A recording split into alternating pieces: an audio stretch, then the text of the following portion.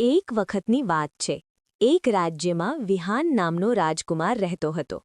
વિહાન બહુ સારો હતો, પણ એક જ સમસ્યા હતી. તે બહુ જ આળસુ હતો. એક દિવસ રાજાએ કહ્યું, વિહાન, હવે તારે કંઈક કામ શીખવું પડશે. રાજકુમાર બોલ્યો, પપ્પા, હું તો આરામ કરવાનું જ કામ સારી રીતે કરું છું. રાજાએ વિચાર્યું અને કહ્યું, બરાબર. જો તું આજે આખો દિવસ આળસ કર્યા વગર પસાર કરશે તો હું તને ઇનામ આપીશ. વિહાને મનમાં કહ્યું, અરે, આ તો બહુ સરળ છે. પણ મુશ્કેલી તો ત્યારે શરૂ થઈ. સવારમાં ઉઠવા માટે દાસે બોલાવ્યું. મહારાજ, ઉઠો. વિહાન બોલ્યો, હું તો હમણાં જ ઉઠી રહ્યો હતો, સપનામાં. નાસ્તો કરવા ગયો તો ખાવાની વચ્ચે જ ઊંઘી ગયો.